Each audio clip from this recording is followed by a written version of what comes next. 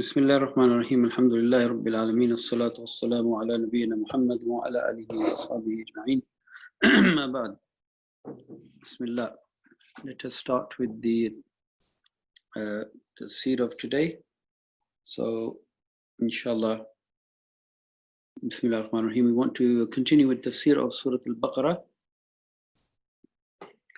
and we have nearly reached the end of the first juz of the Qur'an. Alhamdulillah, we thank Allah Ta'ala for that. And we will be looking at the starting the second juz, and we should have a overview of the place we are in within the Quran, a holistic overview of the Quran, so that we are clear about the text of the Quran. So this is what we should be, inshallah, aiming to aid our understanding. So I'll very quickly go through the groups of surahs that we keep talking about,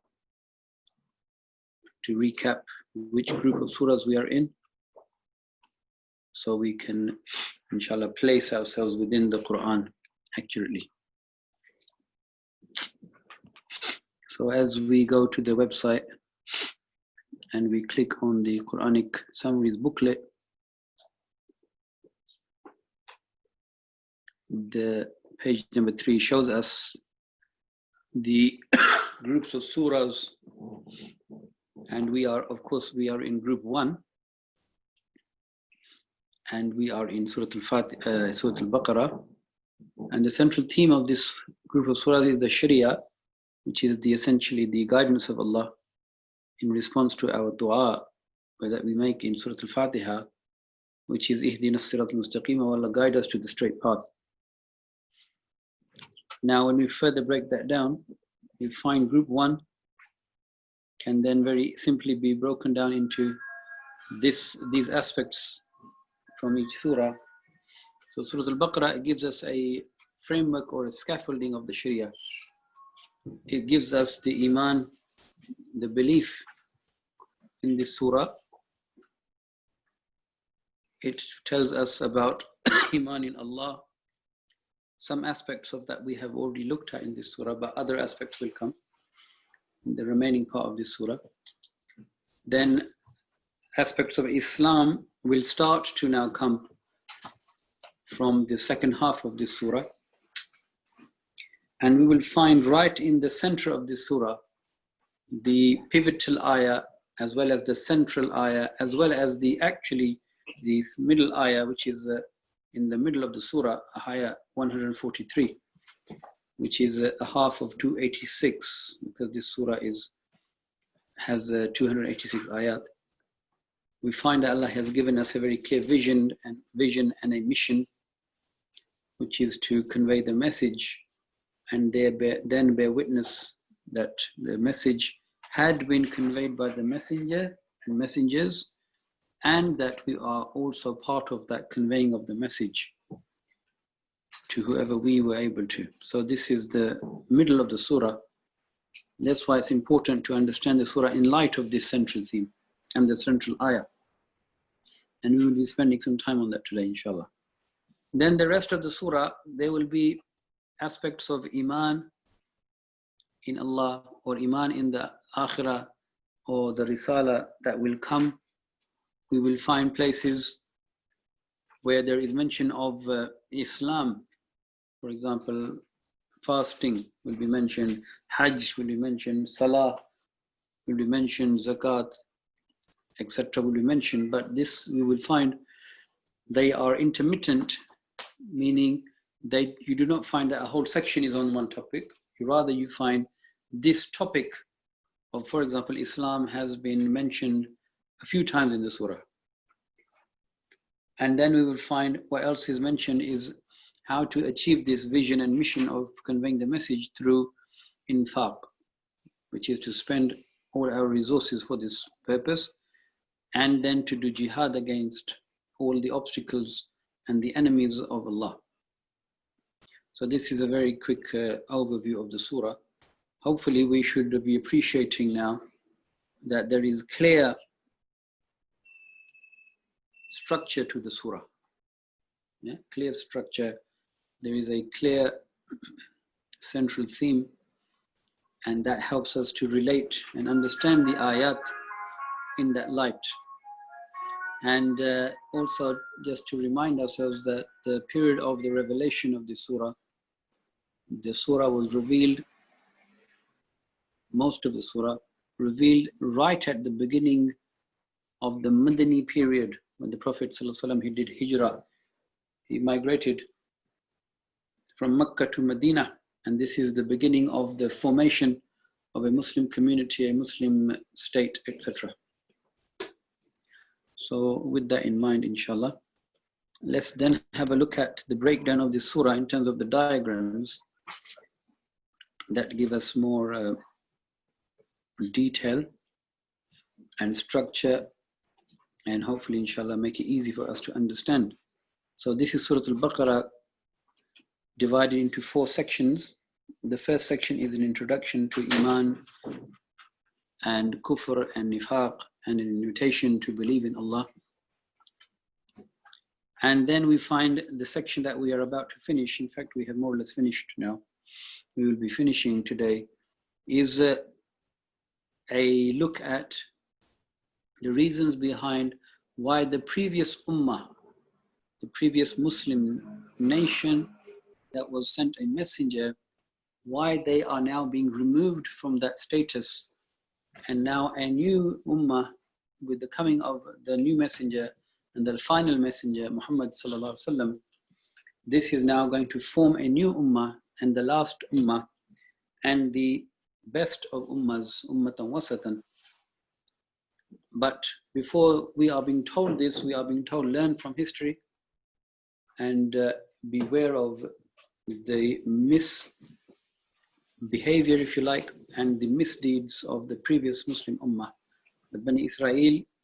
And this also acts as an invitation to the Bani Israel to do tawbah and to believe in this messenger, and therefore to join this mission. So, and when we finish that, we will find the next section, starting from ayah 142 to 283, which is more or less the rest of the surah, except for the last few ayat. This is essentially talking to now the new Muslim ummah, and it says, submit to the final messenger and act on all commandments. Meaning, do not be like the Bani Israel who picked and they chose what they wanted to obey or disobey, depending on their whims and desires. No, you will be fully compliant with the Sharia. And this is in order for you to fulfill your responsibility of conveying the message to the rest of humanity. So you have a responsibility and a mission that you have to now uptake. So hopefully you can see the transition from that section 2 to section 3 and how that links. So that you are, inshallah, very easily able to see that, bi'iznillah. Khair, then, we were in the section regarding Bani Israel. We are about to finish that section from ayat 137 to 141, which is essentially calling the mushrikeen and the Ahlul Kitab, the people of the book, the Christians and the Jews, to believe in the way of Ibrahim alayhi salam, millata Ibrahim hanifa wa ma kana min al-mushrikeen. Yes, so follow his way, and his way is the way that Allah, He has guided every messenger and the final messenger too. So that is the way to follow, and not what you are saying which contradicts that way. So we will finish this section, and then inshallah we will go on to the second section, which is essentially addressing the Muslim Ummah, which is now being formed in Medina. I hope that is inshallah clear for everybody to understand. Bismillah. So let's take from ayah 137. of Surah Al-Baqarah.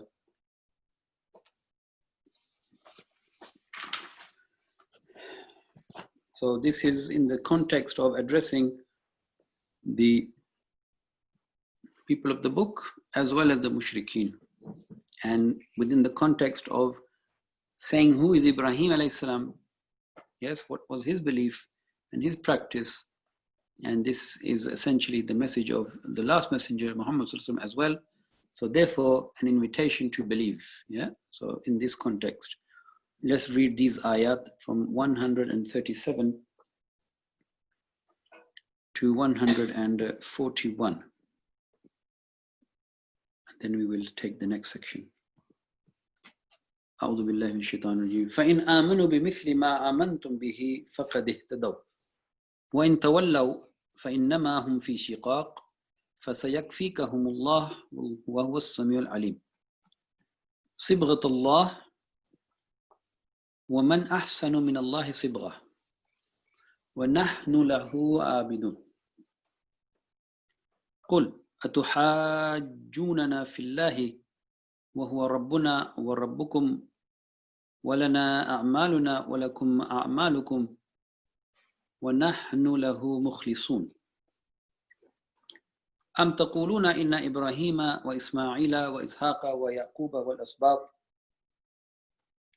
كانوا هودا أو نصارى قل أأنتم أعلم أم الله ومن أظلم ممن كتم شهادة عنده من الله وما الله بغافل عما تعملون تلك أمة قد خلت لها ما كسبت ولكم ما كسبتم ولا تسألون عما كانوا يعملون. So this beautifully ends this section with these ayat. Let's now start to look at the tafseer of these ayat. Bismillah. فَإِنْ آمَنُوا بِمِثْلِ مَا أَمَنْتُمْ بِهِ فَقَدْ اهْتَدَوْا. So ayah 137. So Allah Ta'ala is saying to the Bani Israel, the Jews, the Christians, the mushrikeen, that if they believe just as you have believed, آمَنْتُمْ بِهِ, as you have believed. So who is the you here? So let me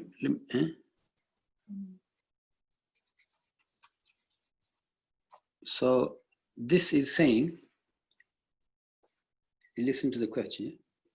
Allah Ta'ala is asking the people of the book, He's telling the people of the book, yeah? He's saying to the believers that if they believe like you have believed, so the you here are the people who believe in what?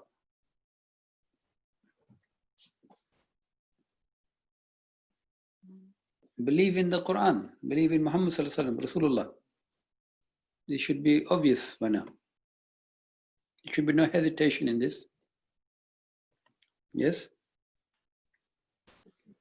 So Allah Ta'ala is saying, if they believe like you believe, O believers in Allah and His Messenger and this Qur'an, who are these people at that time? Specific time period. Who are the people who believed in Muhammad sallallahu alaihi wasallam? Yeah, thank you very much. The companions of Rasulullah. Yes? This is why we have to focus on Qur'an, otherwise we make mistakes. So Allah Ta'ala is saying, if they believe like you have believed, you are, Allah is saying to who? You companions of Rasulullah. فَقَدْ اهْتَدَوْا, and then definitely they would be guided. So this is telling us something very important about the status of those people who believed in the Messenger alayhi salatu wasalam at his time, the companions, the Sahaba. Who is Sahabi? Sahabi is a companion, is the person, male or female, who lived in the time of the Prophet sallallahu alaihi wasallam, who saw the Prophet sallallahu alaihi wasallam, believed in the Prophet sallallahu alaihi wasallam, and then died as a believer, companion. Okay, so we should be clear. Sahabi is the person, male or female, who lived in the time of the Prophet ﷺ, saw the Prophet ﷺ, believed in him as messenger, Rasulullah, and the person also died in belief, not after leaving the Islam. That person is not Sahaba, from the Sahaba. Yes, so the standard of Iman is the Iman of the Sahaba. You understand this? So Allah Ta'ala, He has guided the messenger to his guidance, the Qur'an, through the revelation, the wahi. And then through this, He has guided the companions, and they are the best after the Prophet ﷺ, of course, and after the prophets. They are the role models when it comes to Islam and Iman. Is this clear? So whenever we want to know about the deen, we always go back to the Qur'an and the Sunnah of Rasulullah Sallallahu Alaihi Wasallam, and then how the companions, they believed and practiced the Qur'an and the Sunnah as a very comprehensive, yes, way of understanding the guidance. So this gives them the status, as the Prophet said Sallallahu Alaihi Wasallam in the Sahih Hadith, خَيْرَ الْقُرُونِ قَرْنِي, the best generation is mine, ثُمَّ الَّذِينَ يَلُونَهُمْ, then those who will come after them, which means the tabi'een, the people who learnt and followed the deen from the Sahaba, they are tabi'een. ثُمَّ الَّذِينَ يَلُونَهُمْ, and those who will then come after them, who are the taba'a tabi'een, those who will then follow the followers of the companions. 3 generations. Okay, so it's important for us to know that. وَإِن تَوَلَّوْا, but if you turn away, فَإِنَّمَا هُمْ فِي شِقَاقٍ, yes, they turn away from this guidance that you are giving them, the Iman you have about Allah, His Messenger, the Akhirah, Malaika, Ba'sa Ba'd al-Maut, Yawm al-Qiyamah, everything, yeah, in detail. If they turn away from this belief, then they are obviously fi shiqaq. Shiqaq means they have a hatred, and they are stubborn to oppose you, defiant. Shiqaq. Shaq means to break something open. Shaq al-qamar, the splitting of the moon. So they are in this dissension. They do not want to listen to you because of their enmity and hatred of you, Rasulullah, because you are from Bani Ismail. That's one reason for the Bani Israel. And the other reasons are for the mushrikeen, because they say, no, we will not leave our way of life, our forefathers that we found our forefathers on. وَجَدْنَا عَلَيْهِ آبَاءَنَا. Allah Ta'ala is saying to the Prophet ﷺ, فَسَيَكْفِيكَهُمُ اللَّهِ, you will see very soon that Allah, He will be sufficient for you and suffice you against them. You don't need to worry about them rejecting your message. Your concern is to convey the message clearly. Then after that, it is them, it is their decision, but you will find that Allah, He will help you, support you, and His support and help will be enough to give you the victory, and you will return to Makkah. Yes? وَهُوَ السَّمِيعُ الْعَلِيمُ, Allah, He is all hearing and He is all knowing. He has absolute knowledge and He will guide you.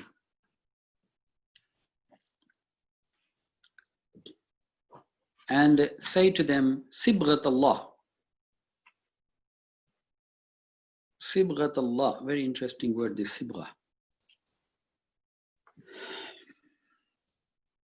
Sibgha means color. Sibgha means color.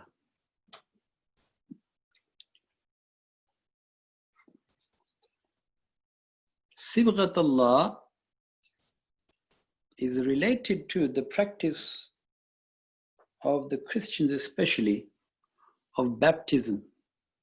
You heard of baptism?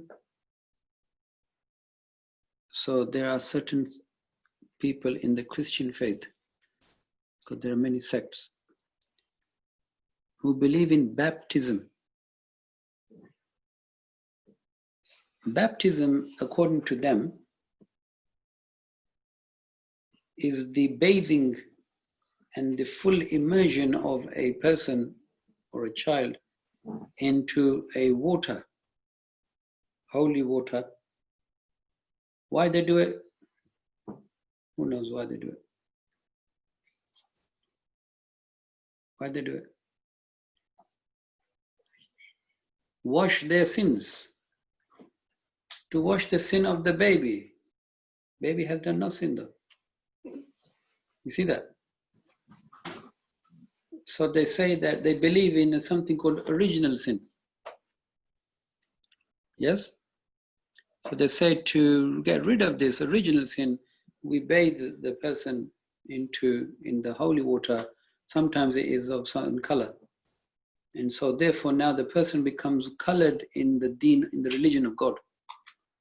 You see that? Allah Ta'ala is saying there's no such thing as original sin. And this practice is your own imagination. Has no factual evidence from any messenger or any revelation.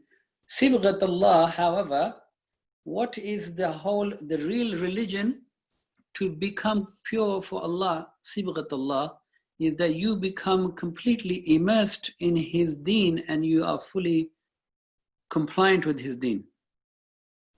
So as if you are immersed, this is figurative, yeah? Figurative. As if a person is completely drenched and completely drowns him or herself in something, and that then becomes part of their every cell and every atom. Yes? So you become completely, you are colored in that color. You know, when you dye something, D-Y-E, you dye the clothes. Unfortunately, in the West, we are not familiar with all these practices because we live artificial lives, unfortunately. We don't know how the people dye clothes. In our countries, at least, the so-called third world countries. Yeah, you will find that in the marketplace, people are immersing clothes into dyes. Yeah, in a big, what is it called? A big pot, karai, we call it. Cauldron, very good. And it is full of boiling liquid and they add the color and then you immerse your garment in it and then it becomes the color of the water, yes? So Sibghat Allah means you are completely as Allah wants you to be. You take on the color of Allah. You see this? You take on the color of Allah, not the color of the rainbow. This big shaitan nowadays, rainbow color, everything. Okay? Now you take the color of Allah, Sibghat Allah, which means His deen, and which is the deen of Ibrahim alayhi salam, Hanif. You become fully loyal to Allah.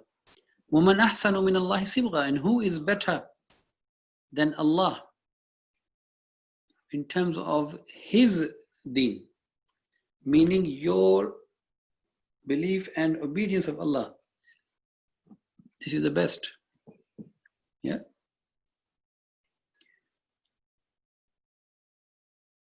that Allah has given to you.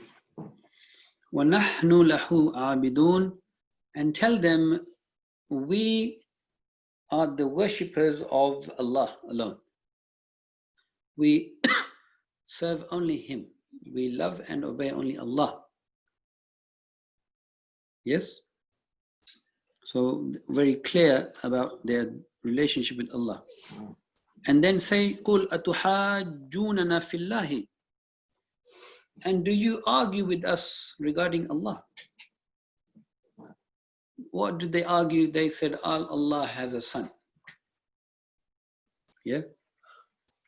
Isa alayhi salam. Or they said, Uzairun ibn Allah. Uzair is the son of Allah. Or the mushrikeen say the angels are the daughters of Allah. You are arguing about us regarding Allah? And you are arguing without any knowledge. وَهُوَ رَبُّنَا وَرَبُّكُمْ, He is our and your Lord. وَلَنَا أَعْمَالُكُمْ وَلَكُمْ أَعْمَالُكُمْ. You, whatever we do, we will pay the price. Our deeds, we will face the consequence. Your deeds, you will face the consequence. This is the justice of Allah. But وَنَحْنُ لَهُ مُخْلِصُونَ. Before it was نَحْنُ لَهُ عَابِدٌ. We only worship Him. نَحْنُ لَهُ مُخْلِصُونَ. It means that we are completely loyal and sincere, purely, solely, only to Allah, without any other partners with Him. Mukhlis also means we have decided that we have chosen just Allah. Yes? We do not mix Him up with anything. We do not mix Him with His creation and bring fanciful ideas about Him which are not sanctioned by Him. We follow Him as He says we do. Yes? So we are mukhlis to Him. We only sincerely worship Him alone as He wants us and as He has prescribed us to through His messengers. أَمْ تَقُولُونَ إِنَّ إِبْرَاهِيمَ وَإِسْمَاعِيلَ وَإِسْحَاقَ وَيَعْقُوبَ وَالْأَسْبَاطِ كَانُوا هُودًا أَوْ نَصَارَى. Allah Ta'ala is saying, say to these people now in the end of your address to them, are you saying that Ibrahim and his son Ismail, and then his son Ishaq, and then his son Yaqub, and all descendants of these people, that they were Jews or Christians? That's what you're saying? So another part of the Qur'an mentions that this is irrational, because your naming of yourselves as Jews or Christians came after Ibrahim alayhi salam.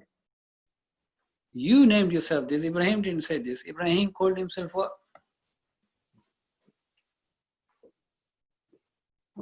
He said Muslim. وَسَمَّاكُمُ الْمُسْلِمِينَ مِنْ قَبْلُ وَفِي هَذَا, in Surah Al-Hajj. Yeah? So you cannot call yourself these things. And then Allah Ta'ala is saying to them, say, قُلْ أَأَنْتُمْ أَعْلَمُ أَمِ اللَّهِ. So are you claiming that you are Jews or Christians, meaning Ibrahim and all his children were Jews and Christians? So are you trying to say that you know better than Allah?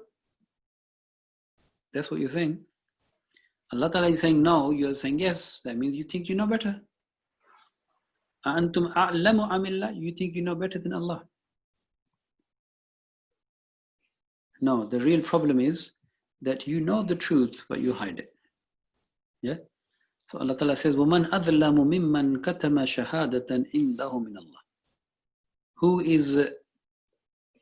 is worse than, yes, who is the worst than the person who hides the testimony and the evidence about Muhammad Sallallahu Alaihi Wasallam being the last messenger that has been given from Allah in your books? You are the worst people. You are the most unjust people, because you do not give the right of Rasulullah to him. And remember, there's a warning, وَمَا اللَّهُ بِغَافِلٍ عَمَّا تَعْمَلُونَ. Allah, He is not unaware. وَمَا اللَّهُ بِغَافِلٍ. What is this? Why is it بِغَافِلٍ? You remember the Arabic grammar?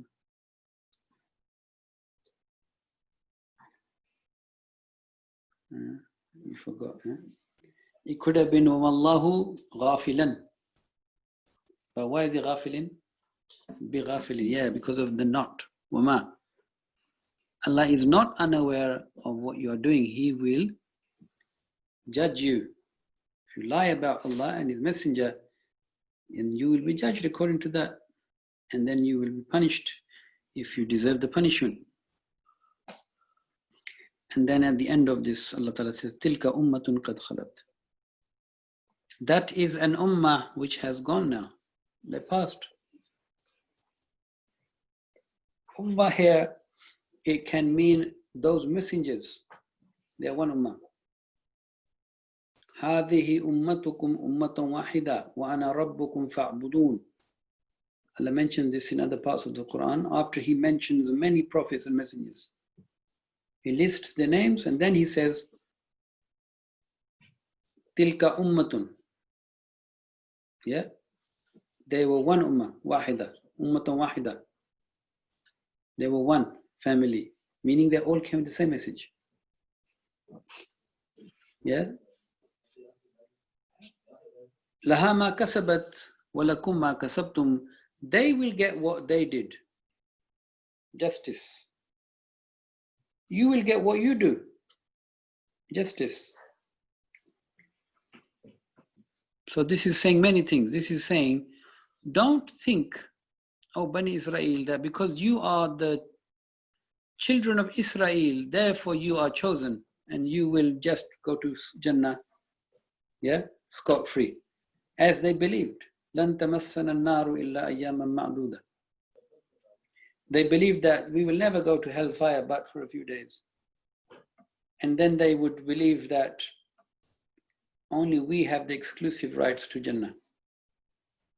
Allah Ta'ala is saying, no, you don't. You will be judged. Everybody will be judged. As you did. You can't just follow that, oh, I'm from this, my forefathers were this prophet or that messenger. No. If you don't act according to the message, then you will be held responsible. وَلَا تُسْأَلُونَ عَمَّا كَانُوا يَعْمَلُونَ. You will not be asked about what they used to do, meaning if they were guided, they will not benefit you until you follow their guidance. And if the people before you were misguided, you will not have to answer for their misguidance. You will have to answer for your own guidance or misguidance. Another meaning is that to the messenger and the ummah of Muhammad Sallallahu Alaihi Wasallam, that was the previous ummah. Yeah? Bani Israel, because this is coming to the end of the address to Bani Israel. Yeah? The Bani Israel was an ummah before you. They have passed, their time is up. Yeah? Time is up. What they did, Allah, He will deal with that. You have to think of what you will answer for. And you keep inviting them to this deen. Allah will not ask you whether they believed in you or not. It's not your responsibility to make them believe. Your responsibility is, did you convey the message to them? Is it clear?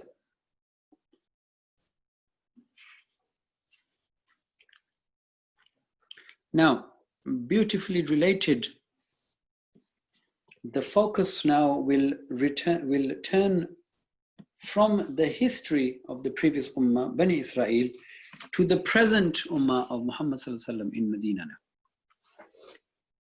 You see the link, yeah? And the link is made through the Qibla, the direction of prayer. This is the link that links, and it has already been mentioned previously in previous ayah in this surah, regarding the Qibla and what it actually is.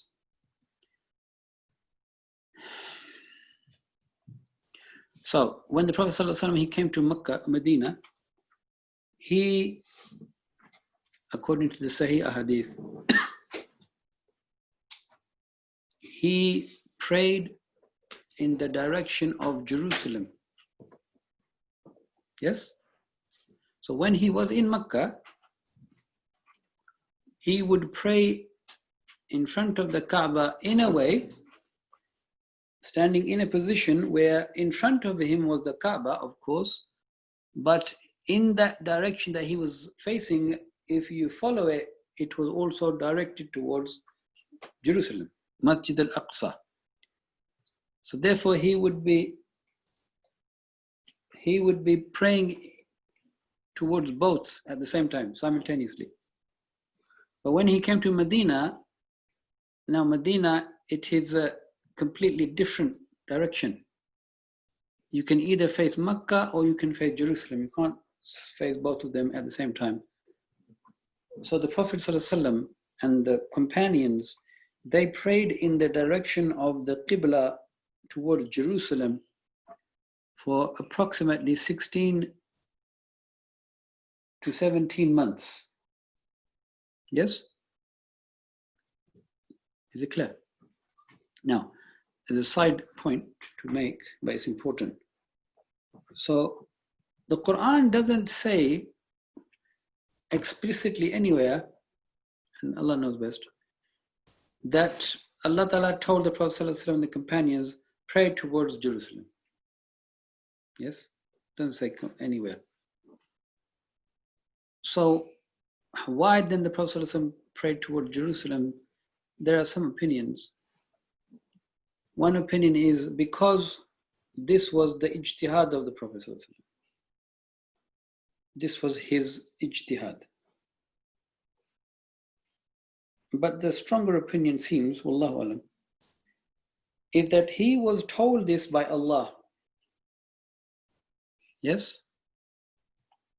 Because Allah Ta'ala says, وَمَا يَنْتِقُ عَنِ الْهَوَىٰ إِنْ هُوَ إِلَّا وَحْيُ يُوحَىٰ. Prophet ﷺ would never say or do anything, especially in the matter of the deen, except that Allah has revealed to him, this is what you should do. So therefore we understand from this that there are two types of wahi, broadly speaking. There is one wahi which is recited, the wahi that you recite, which is Al-Quran. This is sometimes called the wahi jali. Jali means very apparent, obvious, and it is right there in front of you, which is the Quran. And then the second type of wahi, revelation, is the revelation which is not for recital, as we recite the Quran in the prayer. Yes? The non-recited wahi, which is hidden to us, this is called wahi khafi. Wahi khafi, which is Allah Ta'ala telling the Prophet ﷺ what to do, what not to do, how to do, when to do, but it is not mentioned in the Quran. Okay? And the Prophet ﷺ said that I have been given Quran and its like, which is the wahi khafi, hidden wahi. Therefore, the wahi jali in the Quran, as well as the wahi khafi, which is the sunnah of Rasulullah sallallahu alaihi wasallam, is both binding. They are both binding. Atiyullah wa atiyur Rasul. Yes? They're both binding. So after 16 to 17 months, and one of the opinions the scholars give is that this may have been also, the benefit of this may also have been to make the Jews feel that because the Jews, they were very prominent in Medina, yeah? They had very prominent positions economically and religiously. So not to suddenly, yes, change something so obvious about the deen, to give them some time to actually feel that, you know what, our direction of prayer is the same. So therefore, the direction of prayer is the same. At least there is some similarity here. This was basically Allah Ta'ala guiding them to this, to make them feel that, you know what, this is not a different deen. This is the same deen that Musa alayhi salam brought.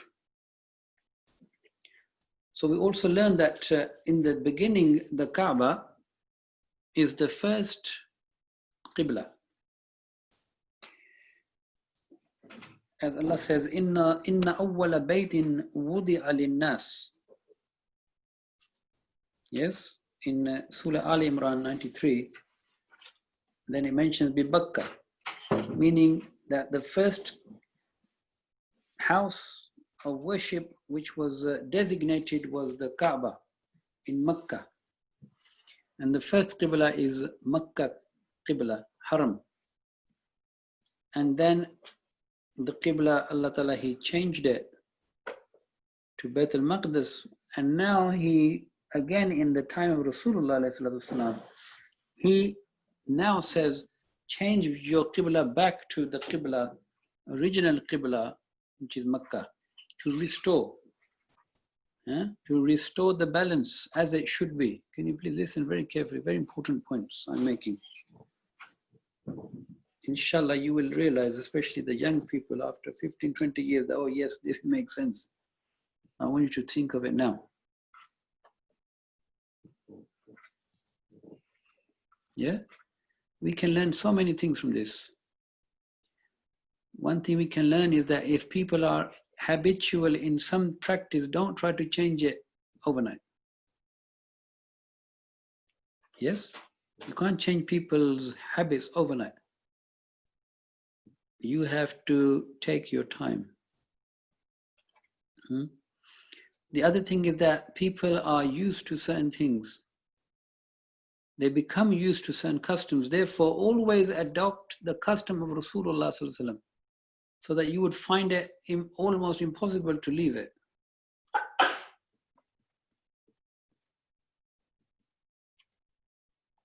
So the Qibla now changes, and the many narrations in the Tafseer, you should read it, whether it was at the time of Zuhr or at the time of Asr, etc. I'm not going to go into that. It doesn't really make much difference to our understanding of these ayat as much as if needed. But the Qibla was changed. When the Qibla was changed, this gave an opportunity to the Bani Israel, especially the Jewish leadership, the scholars of the time of their community, as well as the Munafiqeen in Medina, to make a big hoo-ha about this. Yeah? So this is regarding this ayah is saying, Sayaqulu, Allah Ta'ala, He is saying to the Prophet ﷺ that soon they will say. Who will say? The Sufaha, the foolish people. What did we say? Who is Sufaha in this surah already? So you don't study, that's the problem. Who are the Man Safiha Nafsa? Who is that? We mentioned last week. You see, listen to me. Brother, sister, let me be frank with you, yeah? Let me be frank, yeah? We are trying to do too much in little time. We don't focus on one thing and we don't learn anything. Very disappointing. And the people don't listen, they carry on. You learn nothing if you learn 10 things in one go. You learn nothing. You think I've achieved this much, you achieve nothing.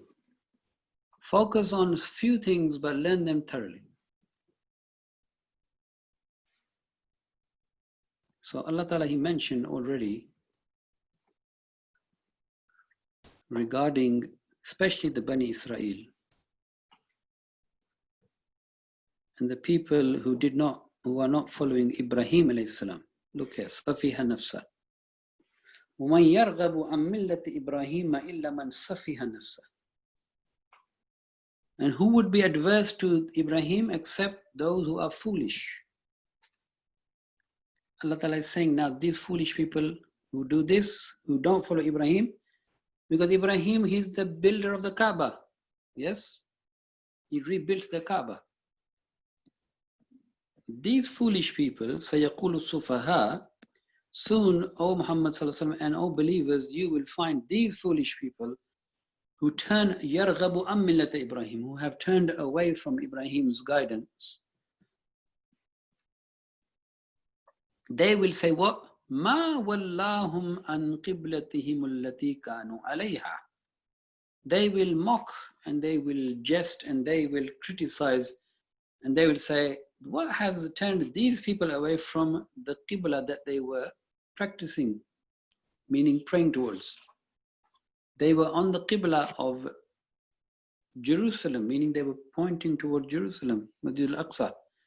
What has suddenly changed their mind? What are they doing? They are sowing the doubts in people's mind that, look, these people, they have no stability. They're changing things, such an important thing. They've even changed that. So this means there must be something wrong with them. Yeah? And they have overemphasized the importance of the form of worship. I repeat that. They are overemphasizing the form worship takes and forgetting the spirit of worship. Form and spirit. The form of salah is you pray in a direction. The spirit of salah is your worship of Allah, dua. Okay? So they are saying that the qibla, the form is everything.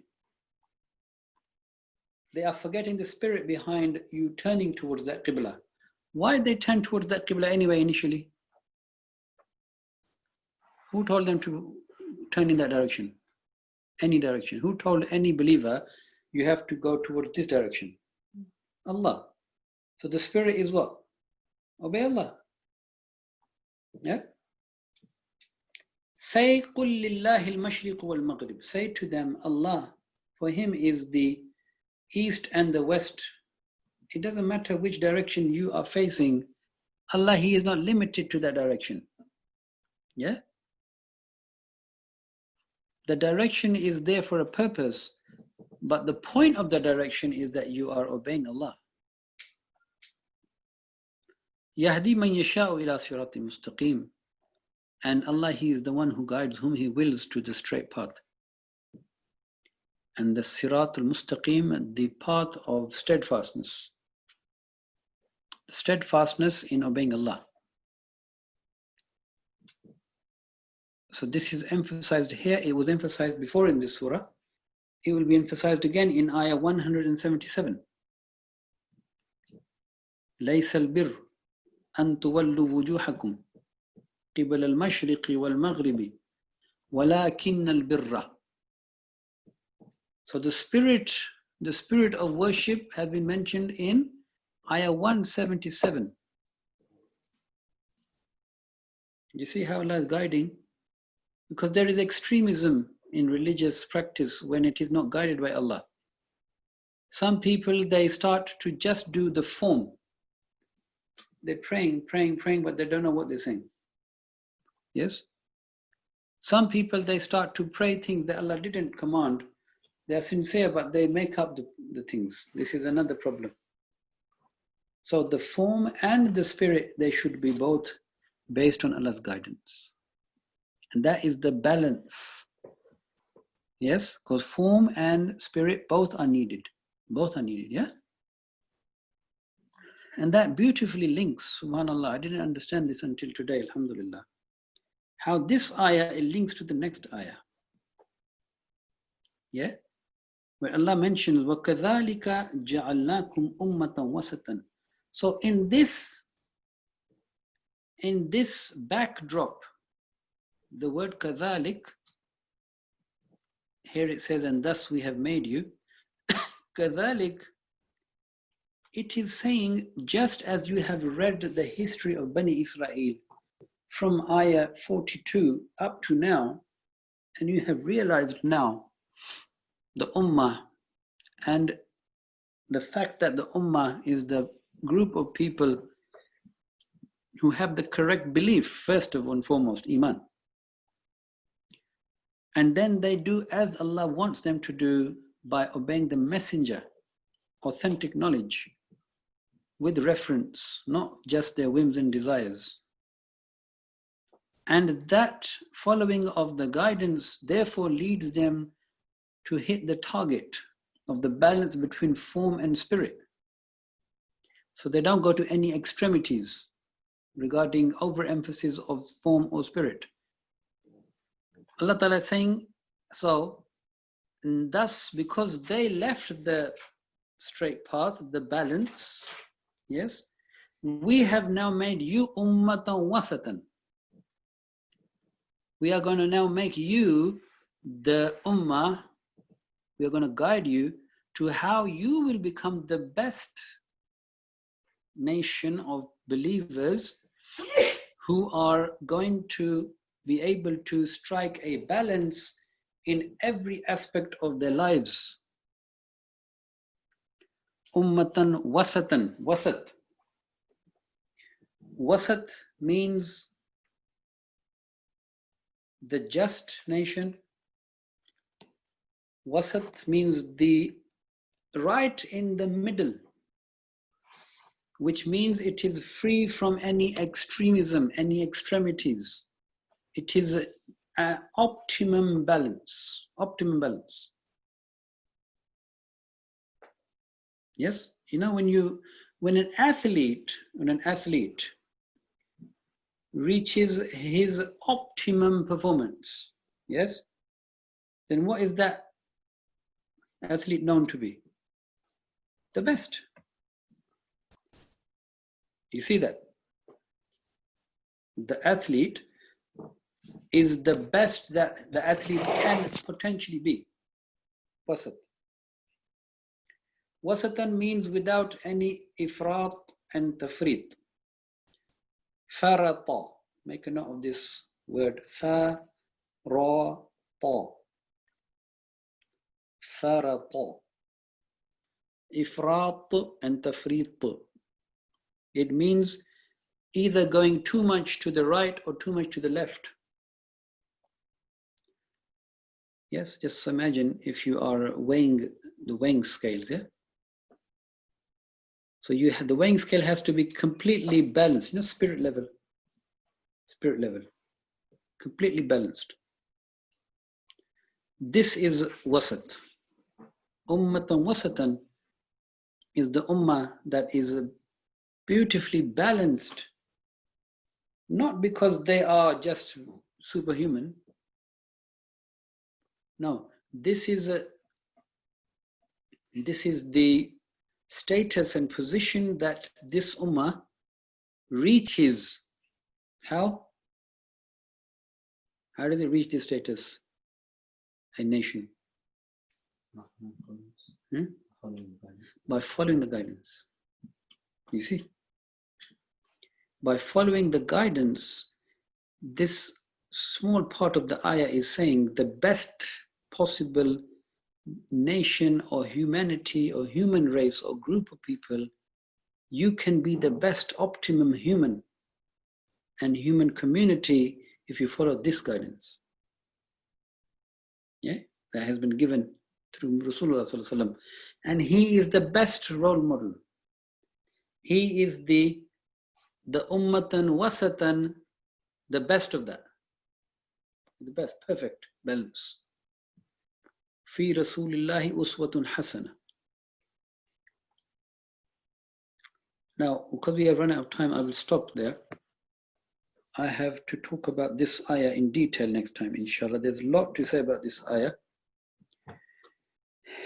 We need a lot of time. We can't do it in the next few minutes. But let me just give you the headings of the ummatan wasatan, the balanced nation, will be balanced in terms of belief, aqidah. Number one. Number two, in terms of their amal wa ibadah, their actions and their worship. They will be balanced in terms of their social and communal affairs.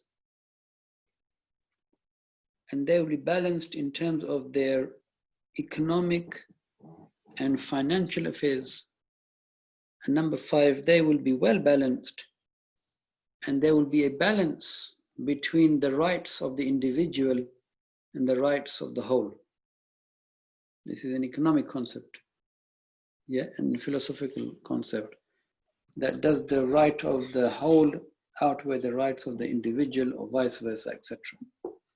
So where is the balance? This is ummatan wasatan. So inshallah we will look at that. If you can, for next time, read this tafsir of this one ayah in detail in Ibn Kathir and in Ma'arif al-Qur'an. Inshallah, then we will see the rest next time. So I think with that, inshallah, we will just stop there for now.